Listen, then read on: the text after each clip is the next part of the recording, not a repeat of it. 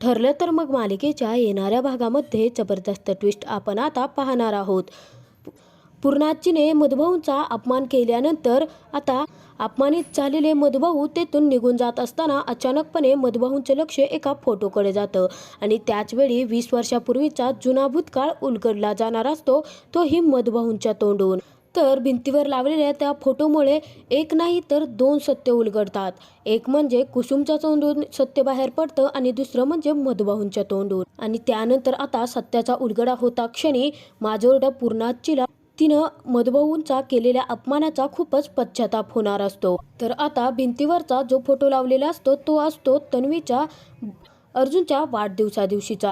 आणि ज्यावेळी छोट्या तन्वीला मधुभाऊ पाहतात तेव्हा त्यांना आठवतं की ही मुलगी म्हणजेच आपली साऊबाळ आहे. आणि त्याचबरोबर ज्यावेळी प्रतिमाला कुसुमताईने पाहिलेलं असतं तेव्हा तिला आठवतं की या तर कविताताई आहेत. माजोरड्या पूर्णाजीने मधुभाऊंचा अपमान तर केलेला असतो, त्याचबरोबर सायलीचा सुद्धा अपमान केलेला असतो. परंतु ज्यावेळी पूर्णाजीच्या समोर आता कुसुमच्या तोंडून आणि मधुभाऊंच्या तोंडून खूप मोठा गौप्यस्फोट झालेला असतो, त्याचवेळी प्रताप, कल्पना, अश्विन घरातील सर्वांनाच खूप मोठा धक्का बसणार असतो. आणि अखेर आता खोट्या प्रियाच्या पापांचा घडा भरत सत्य आता सर्वांसमोर येत सायलीला न्याय मिळणार असतो. तर आता अख्खा दिवस आनंदाने गेलेला असतो. त्याचवेळी मधुभाऊंनी प्रियाला सांगितलेलं असतं की माझ्या या आनंदाला गालबोट लावू नकोस. मला या आनंदाच्या क्षणी तुला काहीही बोलायचं नाही आहे. परंतु मूर्ख पूर्णाजीला आता मधुभाऊंचं बोलणं समजतच नाही आणि पूर्णाजी आता तिथे येते आणि मधुभाऊंचा अपमान करायला सुरुवात करते. तिने सरळ सरळ कुसुमला धमकीच दिलेली असते की तुम्ही जर इथून निघून नाही गेलात तर मी खूप मोठा तमाशा करेन. आणि आता कुसुम तिला म्हणत असते की आम्ही जातोय पूर्णाजी, आम्ही निघतोय इथून. माजोरडी पूर्णाजी आता प्रियाच्या म्हणजे खोट्या तन्वीच्या प्रेमामध्ये इतकी वाहवत गेलेली असते की ती आता स्वतःच्या वयाचा विचार न करता सरळ मधुभाऊ आश्रमातील आलेल्या मुलांचा कुसुमचा खूप अपमान करते. तर पूर्णाजी आल्यानंतर तिथे शांत बसत नाही. ती म्हणते की एका खुन्यासोबत आपण सर्वच जण दिवाळी साजरी करतोय, परंतु एकालाही घरातील लोकाला असं वाटलंच नाही की आपण एका खुनी माणसासोबत दिवाळी साजरा करतोय. घरातील एकालाही जर असं वाटलं असतं तर मी शांत बसले असते, परंतु तुम्ही तर त्यांच्या आनंदामध्ये असंच वाहवत गेला आहात. मला आपल्या माणसांसोबत हे आनंदाचे क्षण जगायचे होते, आनंदाने दिवाळी साजरी करायची होती. तर पूर्णाजी अर्जुनला म्हणत असते की माझ्या या पवित्र घरामध्ये या खुन्याला आणून तुम्ही आपल्या घरातील सर्वांच्या आनंदावर विरजण टाकलं आहे. परंतु तिथे पूर्णाजीला सायली समजावण्याचा सुद्धा प्रयत्न करते. सायली म्हणते माझे मधुभाऊ असे नाही आहेत, तुम्हाला जे काही बोलायचं आहे ते मला बोला, माझे मधुभाऊ मनाने खूप चांगले आहेत. सायली सांगत असते की ही मुलं ज्यावेळी इतक्या लहान वयात रस्त्यावरती पडली होती ती जगतील की मरतील याची त्यांची तशी दुर्दशा झाली होती, परंतु मधुभाऊंनी स्वतः त्यांना उचलून आणलं आणि आत्ता ती तुमच्यासमोर उभी आहेत. मग असा सगळ्यांच्या बाबतीत चांगला विचार करणारा माणूस खून कसा काय करू शकतो. त्याचवेळी अस्मिताला चान्स भेटलेला असतो सायलीला बोलण्यासाठी आणि अस्मिता तो चान्स सोडत नाही, परंतु अर्जुन सायलीचे ढाल बनून उभाच असतो आणि प्रत्येकाला सडेतोड उत्तर देऊन तो प्रत्येकाचं तोंड बंद करतो. आता घरामध्ये सायलीचा अपमान होतोय हे दृश्य मधुभाऊंना बघवतच नसतं, त्यामुळे मधुभाऊ आता कुसुमला म्हणतात की नाही आम्ही जातोय, साऊबाळाला तुम्ही काही बोलू नका. परंतु अर्जुन सडेतोड उत्तर पूर्णाजीला देतो आणि तो प्रियाकडे पाहत म्हणतो की ज्यांनी ज्यांनी मधुभाऊंच्या विरोधात खोटी साक्ष दिली आहे त्यांना तर मी धडा शिकवणारच आणि मधुभाऊंना लवकरात लवकर या खुनाच्या आरोपातून मुक्त सुद्धा करणार, कारण हा आरोप त्यांच्यावरती लादला गेला आहे आणि तो खोटा आरोप आहे. मी तर खरं तर तुझं आणि त्यांचं कम्पेअर कर, तू जसं निराधारांना आधार देतेस तसंच मधुभाऊ करतात, उपाशीपोटी असलेल्या व्यक्तीला अन्न तू देतेस तसंच मधुभाऊही करतात.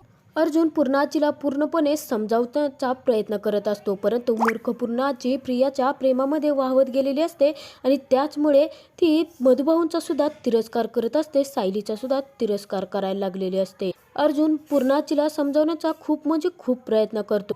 इतकं समजावूनही पूर्णाजीला आता काहीही समजून घ्यायचंच नसतं. पूर्णाजी सरळ सरळ म्हणते की ज्यावेळी हे खुनी नाही आहेत त्यांची निर्दोष मुक्तता होईल त्या दिवशी सायलीचे वडील म्हणून मानाने मी त्यांना या घरात घेऊन येईल. परंतु आत्ता या बाबतीत तू माझ्याशी अजिबात वाद घालायचा नाही आणि ही माणसं मला माझ्यासमोर माझ्या घरात अजिबात नको आहेत. असं म्हटल्यानंतर मधुभाऊ, कुसुमताई सर्वच जण मुलात चायला निघालेले असतात. सायली खूपच रडत असते. मधुभाऊ तिथे बसलेले असतात आणि ते सायलीची समजूत काढत असतात. ते म्हणतात की तुझ्या आजी सासूला जर माझं इथं येणं मान्यच नसेल किंवा त्यांना आवडलेलं नाही आहे, माझ्यामुळे या घरात आता त्यांच्या आनंदाला गालबोट लागायला नको. साऊ बाळा, तू हे समजून घेऊ शकते ना? मी मुलांना घेऊन, कुसुमला घेऊन आता जातोय. तुमच्या घरात आमच्यामुळे वाद व्हायला नकोत. असं म्हणत असताना मधुभाऊ उठतात आणि उठत असताना अचानकपणे मधुभाऊंचं लक्ष समोरील भिंतीकडे जातं. भिंतीकडेच गेल्यानंतर ती मधुभाऊंच्या नजरेत ती फोटो फ्रेम पडते आणि ज्यावेळी फोटो फ्रेम मधुभाऊला दिसते त्यामधली छोटी तन्वी मधुभाऊंना दिसते, त्याचवेळी मधुभाऊंना खूप मोठा धक्का बसतो. तर आता त्याचवेळी अर्जुन आता कुसुमताईला म्हणतो की हां ठीक आहे, परंतु मी तुम्हाला सर्वांना सोडण्यासाठी कार घेऊन येणार आहे. आता तुम्ही मला नाही म्हणायचं नाही. परंतु पूर्णाजीला अर्जुनचं त्यांना सोडायला जाणं सुद्धा आवडलेलं नसतं. परंतु पूर्णाजी काहीही बोलत नाही आणि उगाचच वाद कशाला वाढवायचे, त्यामुळे अर्जुनसुद्धा तिथे शांतच असतो. तर आता मधुभाऊ तो फोटो पाहत असतानाच सायली तिथे जाते आणि त्यांना म्हणते, मधुभाऊ तुम्ही असं काय पाहता आहात? तेव्हा मधुभाऊ सायलीला म्हणायला लागतात, अगं साऊ बाळा, हा फोटो. तेव्हा सायली सांगायला लागते की हो मधुभाऊ, हे रविराज काका आहेत आणि या प्रतिमा त्या, आणि ही त्यांची मुलगी छोटी तन्वी म्हणजेच प्रिया, म्हणजे आपल्या आश्रमात राहत होती ना प्रिया, ती त्यांची मुलगी आहे. त्याचवेळी मधुभाऊंना सर्व काही आठवतं की कसा गाडीचा ॲक्सिडेंट झाल्यानंतर ती छोटीशी मुलगी देवळात मंदिरामध्ये येऊन बसली होती. ती खूप रडत होती आणि ज्यावेळी मधुभाऊंच्या समोर त्या छोट्या मुलीचा चेहरा येतो पाहतं, तर मधुभाऊंना आता त्याचा खूप मोठा धक्का बसलेला असतो, कारण छोटी तन्वी म्हणजे ती सायलीच असते. तर त्याचवेळी आता मधुभाऊ अजून कसे आले नाहीत म्हणत अर्जुन आता कुसुमताईला सांगतो की मधुभाऊंना बोलावा, आपण घरी निघूयात. तेव्हा आता कुसुमताई येते आणि मधुभाऊंना म्हणायला लागते की अहो मधुभाऊ, तुम्ही कुठे राहिलात? अर्जुनराव वाट बघतायत ना आपली, आपल्याला निघायचं आहे ना. त्याचवेळी सायली सांगते, काही नाही ग कुसुमताई, हे फोटो फ्रेम पाहत होते.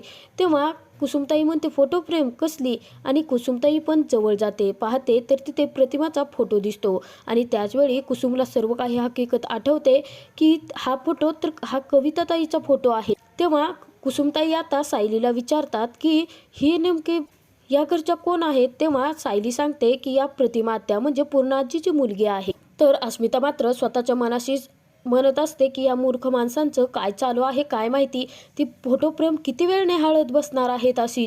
या लोकांना ना थोडेसुद्धा मॅनर्स नाही आहेत. दुसऱ्याच्या घरात आहेत म्हटल्यानंतर कसं वागावं, कसं बोलावं.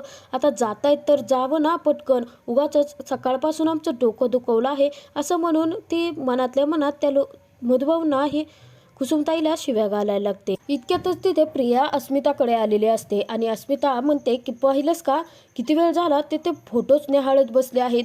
तेव्हा प्रिया फोटो पाहते तर प्रिया सुद्धा घाबरते. प्रिया म्हणते, या थेरड्याला तिथे त्या फोटोजवळ जायची काय खुमखुमी आली होती काय माहिती.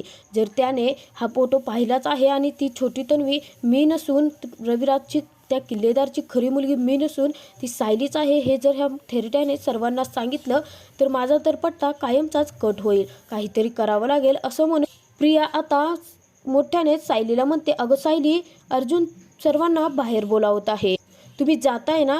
त्यावेळी आता सायली मधुभाऊंना म्हणते, हो चला आपण निघूयात.